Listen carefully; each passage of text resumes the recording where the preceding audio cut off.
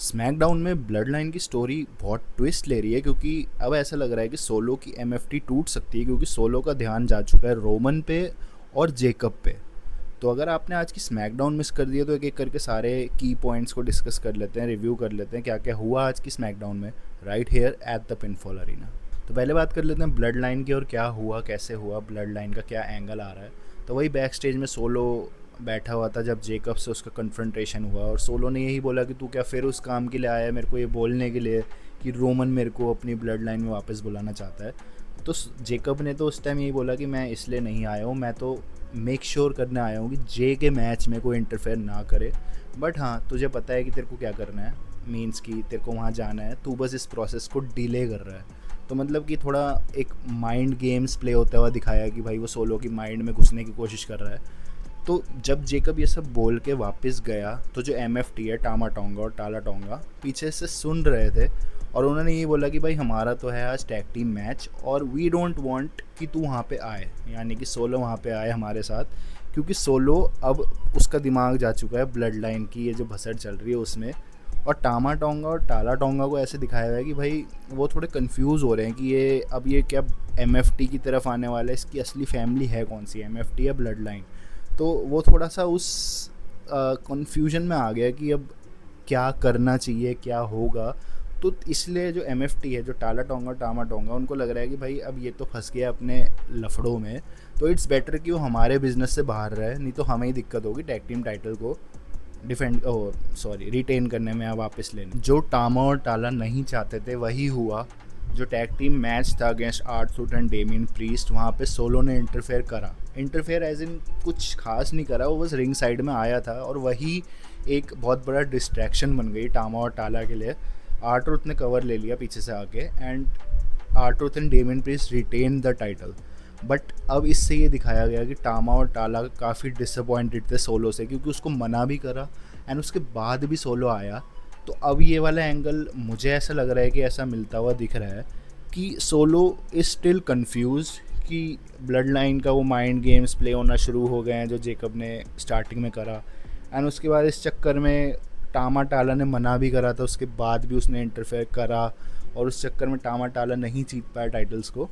तो अब टामा और टाला के दिमाग में ऐसा कुछ चल रहा है मेरे ख्याल से कि भाई इसको यहाँ से निकालो, नहीं तो हमारा कुछ काम हो नहीं पाएगा।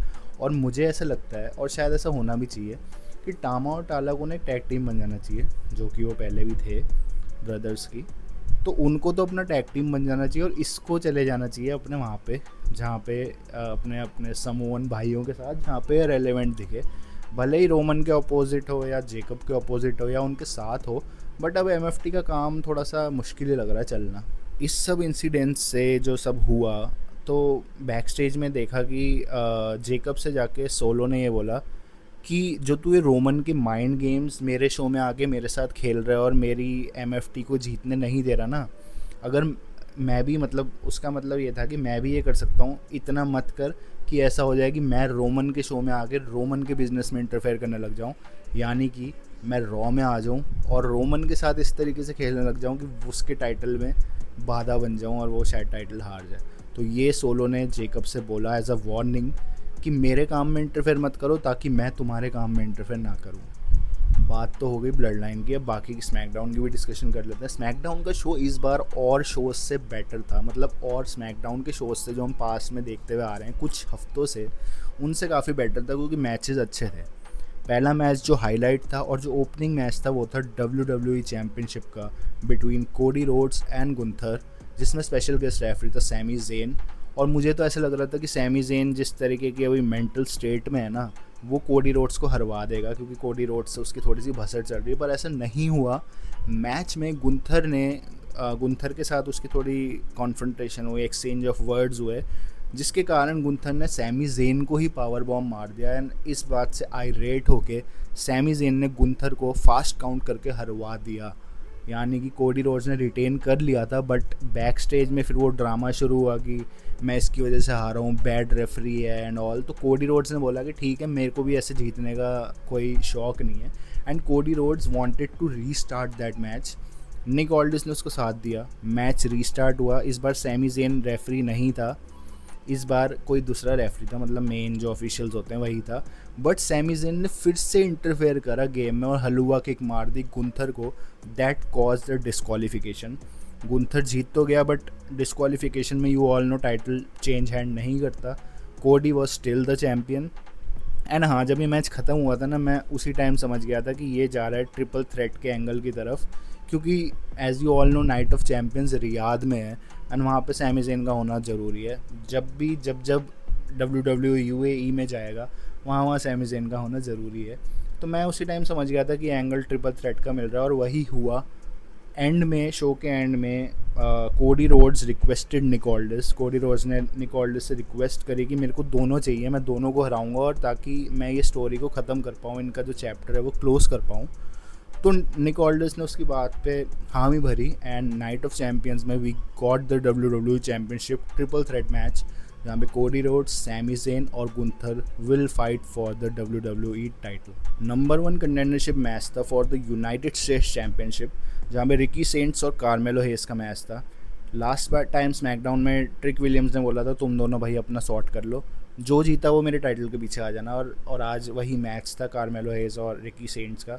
मेरा कोई ऐसा कोई प्रेफरेंस नहीं थी कि कौन जीते। ऑफ कोर्स कार्मेलो जीतता तो थोड़ा शायद, क्योंकि ट्रिक और कार्मेलो का हिस्ट्री है NXT में, तो वो थोड़ा अच्छा एंगल होता। बट हाँ, मैच का रिजल्ट था कि रिकी सेंट्स जीत गया। एंड हाँ, अब Ricky Saints versus Trick Williams है for the United States champion at Night of Champions, जो अब अगले संडे को आनी है। एंड ऑफ कोर्स मेंस का सेमीफाइनल जवॉन एवेंस और जे उसो के बीच में था। जो भी जीतता इनमें से वो किंग ऑफ द रिंग की बैटल लड़ता ओबा फेमी के साथ। मैं चाहता था जवॉन जीते, क्योंकि मैं तो एज यू ऑल नो ये जे उसो को जीतते हुए देख देख के थक चुका हूँ। जवॉन जीतता तो, पर शायद मेरे ख्याल स्टोरी लाइन ऐसी नहीं बनानी थी, क्योंकि जे को पुश कर रहे हैं हम WWE टाइटल की तरफ। तो हाँ, जे जीत गया इस मैच को। मैच बहुत अच्छा था, मतलब ठीक है, देखने लायक मैच था। वैसे तो इस बार की, जैसे मैंने बोला, स्मैकडाउन सारी अच्छी थी, देखने लायक मैच था। कोई कुछ इधर उधर से कोई गलती, चीटिंग, कोई रिंग साइड में नहीं आया, कोई डिस्ट्रैक्शन नहीं हुई, सीधा सीधा मैच था। जवॉन स्पीयर खाया जवॉन ने, उसके बाद वो उसो स्लैश खा के जवॉन हार गया। एंड में Jey Uso gave respect to Je'Von, थोड़ा हैंड वैंड रेस करके। बट हाँ, अब जो नाइट ऑफ चैम्पियंस का फाइनल है ना, वो देखने लायक है, क्योंकि that's Oba Femi versus Jey Uso. And we all know Brock Lesnar आने वाला है, क्योंकि ओबा फेमी नहीं जीतेगा। ओबा और ब्रॉक का समर स्लैम में सेटअप है, 1-1 हो रखा है, तो उनमें से तो उनको तो लड़ना ही है। तो अब इतना तो पता है कि जे किंग ऑफ द रिंग बनने वाला है। जे रोमन रेंस को चैलेंज तो नहीं करेगा, जे WWE चैम्पियन को चैलेंज करेगा। वो कौन होगा वो देखने की बात है, क्योंकि जब जे इस मैच को जीता था तो बैक स्टेज में सैमी ज़ेन उसको मिला था। तो सैमी ज़ेन ने ये बोला था कि तू किंग ऑफ द रिंग तो बन जाएगा, इतना तो मुझे पता है, बट तू कोडी रोड्स से नहीं लड़ेगा, तू मेरे से लड़ेगा, क्योंकि as you all know triple threat setup हो चुका है। सैमी ज़ेन के अकॉर्डिंग वो जीतने वाला है and Sami Zayn will battle Jey Uso according to him. Let's see क्या होता है, नाइट ऑफ चैंपियंस में पता लगेगा। तो स्मैकडाउन का जो मेन इवेंट था वो the Queen of the Ring का semifinal between Liv Morgan and Charlotte Flair. इसका प्रेडिक्शन करना थोड़ा मुश्किल था, क्योंकि मुझे नहीं पता यार लिव मॉर्गन क्यों यहाँ तक भी क्यों आई है, क्या WWE ने सोचा हुआ उसके बारे में, आई डोंट नो। थोड़ा इसका थोड़ा रिसर्च करनी पड़ेगी कि क्या स्टोरी लाइन का किस एंगल में जा रही है। बट हाँ, दिखाया ये गया कि शार्लेट की एंट्री के time she got faced off with B-Fab, Michin and Jade Cargill. थोड़ा एक्सचेंज ऑफ वर्ड्स हुआ एंड उसके बाद एंट्री से पहले B-Fab, मीचिन और जेड कार्गल ने शार्लेट के लेग पे अटैक किया, जिसकी वजह से उसको इंजरी हो गई, leg injury. And live Morgan and Charlotte flare को मना भी करा, निक ऑल्डिस एंड ऑफिशियल्स ने मना भी करा, और एलेक्सा ब्लिस ने भी मना करा कि इट्स नॉट वर्थ इट, कि तू अपने आप को इंजर कर लेगी इस मैच के चक्कर में। बट शार्लेट ने अपनी ज़िद दिखाई कि नहीं, मेरे को लड़ना है, this means a lot to me, this मतलब क्वीन ऑफ द रिंग बनना। शार्लेट ने मतलब इंजर्ड लेग के साथ फाइट करी, बट एंड में वो हाफ बॉस्टन क्रैब लॉक में उसने लिव मॉर्गन ने उसको लॉक इन कर दिया and Charlotte had no other way but to tap. तो शार्लेट ने टैप कर दिया। Liv Morgan is now to the finals. अब मुझे नहीं पता क्या स्टोरी है, मेरे ख्याल लिव जीतेगी तो नहीं ऑफ कोर्स, तो मेरे ख्याल ईओ जीतने वाली है। बट अब Iyo Sky versus Liv Morgan होने वाला है क्वीन ऑफ द रिंग के लिए। At Night of Champions. तो स्मैकडाउन के तो की पॉइंट्स सारे ये थे। और अब ये देखना है कि सोलो कितनी जल्दी एमएफटी से बाहर निकलने वाला है। मतलब एमएफटी तो हो जाएगी डिस्ट्रॉय, क्योंकि वो दोनों मेरे को ऐसा नहीं लगता कि वो एमएफटी टीम नाम में रहेंगे। तो टीम तो दूसरी बनेगी, बट अब ये देखना है कि सोलो किस तरीके से ब्लड लाइन में जुड़ेगा। क्या वो राइवल बन के जुड़ेगा, या वो फिर से वही ट्राइबल कॉम्बैट वाली सिचुएशन बनेगी जहाँ पे रोमन रेंज उसको ट्राइबल कॉम्बैट में हरा के एक्नॉलेज करवाएगा, या वो सीधा सीधा उनके साथ चला जाएगा। देखने वाली बात है, थोड़ी सी डिस्कस करेंगे इसको किसी और वीडियो में कि क्या एंगल इसको WWE दे सकता है या क्या एंगल WWE को देना चाहिए। बट आज की स्मैकडाउन में तो थोड़ा खटास दिखी एमएफटी में। अब let's see night of champions क्या लेके आता है, क्या नए टाइटल चेंजेस दिखते हैं हमें नाइट ऑफ चैम्पियंस में, वो तो तभी देखेंगे। स्मैकडाउन में इतना ही था। बाकी मिलता हूँ मैं आपसे नेक्स्ट वीडियो में, जो कि रॉ की होगी। तब तक के लिए बाय।